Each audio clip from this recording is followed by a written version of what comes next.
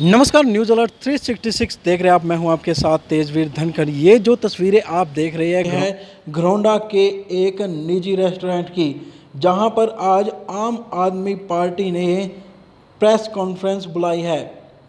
Press conference किस मुद्दे को लेकर है, इन सभी के बारे में जो पंचायती राज प्रकोष्ठ के जिला अध्यक्ष है एडवोकेट निर्मल सिंह, उनसे बातचीत की।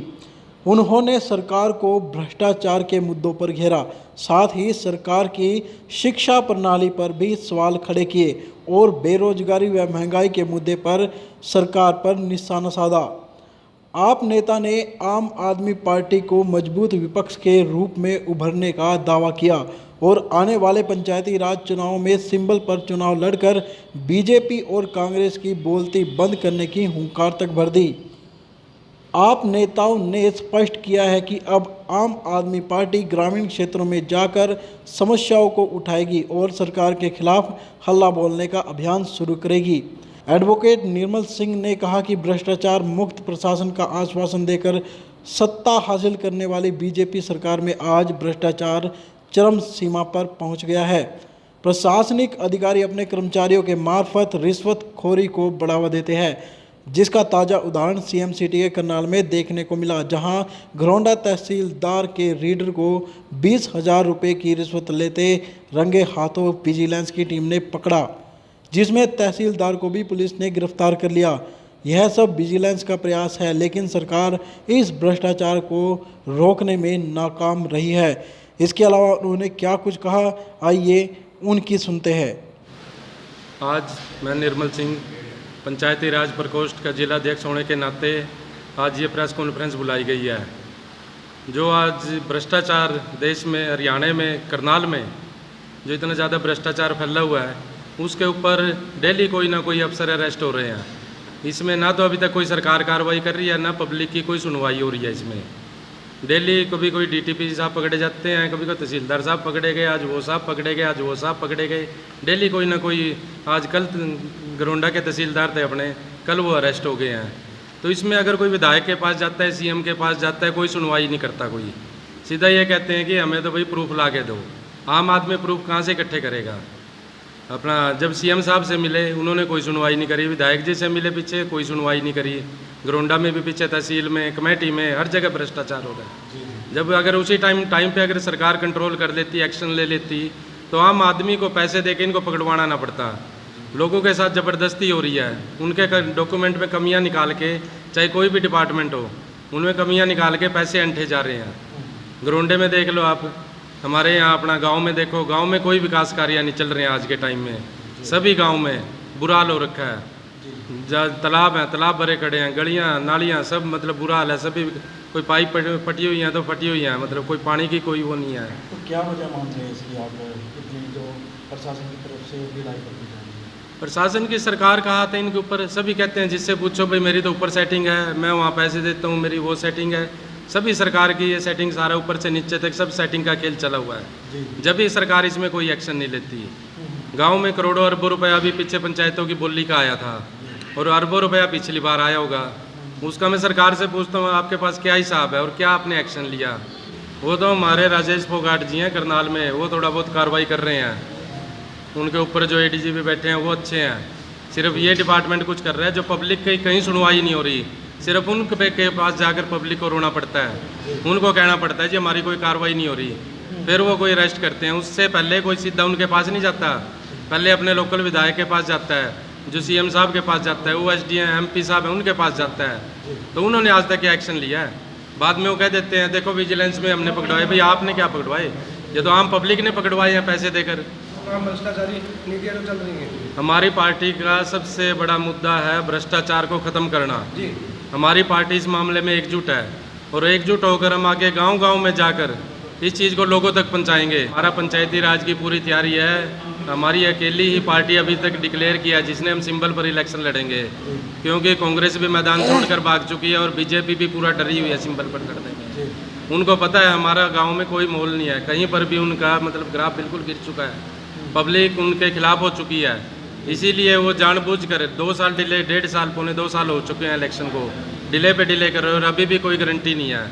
वो इसी करके जानबूझ के ही आगे इसको डिले करना चाहते हैं कि ताकि शायद आगे हमारा कुछ अच्छा टाइम आएगा। भाई अच्छा टाइम वाला तो टाइम चला गया। मतलब दिल्ली में भी स्कूलों का हाल इनसे भी बुरा था जो सरकारी स्कूल थे, लेकिन आज दिल्ली के स्कूल देखो, वहाँ एडमिशन नहीं होता, सिफारिशें आती है एडमिशन के लिए, और यहाँ ये कहते हैं कि स्कूल घाटे में चल रहे हैं, हम इनको बंद कर रहे हैं। अरे आप दिल्ली को ही देख के इनका कुछ वो कर दो, उधार इनको डेवलप करो आप, जब तो इनमें बच्चे आएंगे। अगर इनमें कुछ प्रोग्रेस ही नहीं होगी स्कूलों में तो कौन आएगा इनमें पढ़ने के लिए। मैं रणदीप राणा, वरिष्ठ उपाध्यक्ष उत्तरी जोन हरियाणा और प्रभारी आम आदमी पार्टी घरोंडा, सभी पत्रकार बंधुओं को और यहाँ सभी साथियों को नमस्कार करता हूँ। साथियों, बातें तो कहने की सोचते हैं, बोले कहाँ से शुरू करें कहाँ ख़त्म करें, समझ से परे है।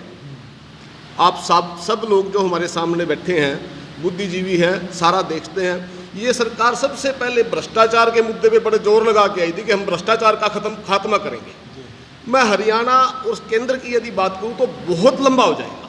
मैं आपके घरोंडा और करनाल से ही शुरू कर देता हूं। आज मैं जगमोहन आनंद को सुन रहा था, जो मुख्यमंत्री जी के मीडिया सलाहकार हैं। वो आकर्षण उत्पल को बाइट दे रहे थे, कह रहे थे कि मैंने तहसीलदार को फ़ोन करके किसी की रजिस्ट्री के लिए बोला और उसके बावजूद तहसीलदार ने उससे पैसे ले लिए,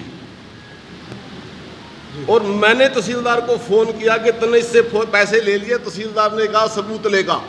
एक मुख्यमंत्री का जिम्मेदार अधिकारी अपनी बात तहसीलदार को नहीं कह सकता, इससे बड़ी शर्म की बात क्या होगी। इस सरकार के लिए, इस पार्टी के लिए, इस राज्य के लिए डूब मरने की बात है। उसकी 30 आप देख सकते हो कि अपने एक वर्कर को, अपने किसी साथी को भ्रष्टाचार से मुक्ति दिलाने के लिए फ़ोन कर रहा है, उसकी एक तहसीलदार लेवल का अफसर नहीं सुन रहा। कारण क्या है बताऊंगा। दूसरी, मैं पिछले दिनों मैंने सुना था विधायक घरोंडा म्यूनसिपल कमेटी के अंदर ये कह रहे भ्रष्टाचार की उनके पास शिकायत आई, और वो मैं ये कहते सुना, आप लोगों को सभी को याद होगा कि यदि मेरी चले तो मैं तुम्हें धरती में गाड़ दूं। इसका मतलब विधायक की नहीं चलती। उसके बाद विधायक घरोंडा तहसील के अंदर लोग भ्रष्टाचार को लेके मिले और विधायक जी कुछ भी नहीं कह पाए।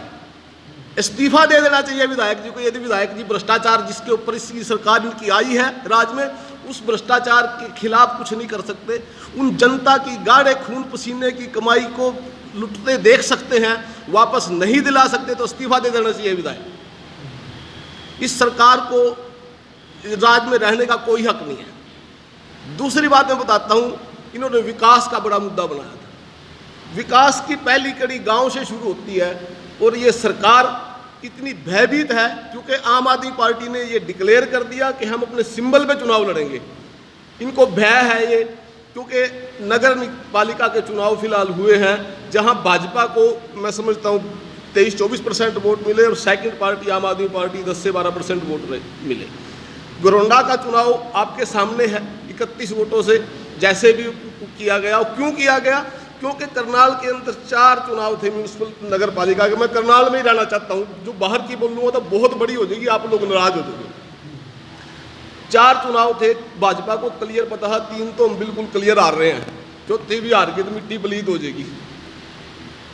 ग्राम पंचायत की जो कड़ी है बेसिक, सरपंच का चुनाव जब तक नहीं कराएंगे, वो गांव का गरीब आदमी, भला आदमी जो शहर में आके अपने काम नहीं करा सकता, जो सरपंच के पास जाके अपनी बात रो सकता है, मेंबर पंचायत के पास जाके अपनी बात रो सकता है, ब्लॉक समिति के मेंबर के पास, वो कहाँ जाए? वो पैसा जो ग्राम पंचायतों की नीलामी से इकट्ठा हुआ है, उस पर अफसर कुंडली मारे बैठे हुए हैं। सरपंच है ही नहीं, जो सरपंच को अधिकार नहीं। खत्म कर दो फिर व्यवस्था, तानाशाह बना दो इस देश में, तानाशाही पैदा कर दो। विकास का मुद्दा इनके पास बिल्कुल जीरो इन्होंने कर दिया, भ्रष्टाचार का मुद्दा इन्होंने जीरो कर दिया। मुख्यमंत्री जी 8 साल के अंदर एक भी अपना वर्कर ऐसा नहीं बना पाए। आप प्रतिनिधि हैं करनाल शहर के, और प्रतिनिधि का कोई भी आदमी, मैं जाऊं किसी काम के लिए, मेरे पास कोई सुनने वाला है ही नहीं, क्योंकि उन्हें डर लगता है। किसी को भी बिठाएं तो डर लगता है कि भाई मैं इसको बिठाऊं, पता नहीं क्या हो जाएगा।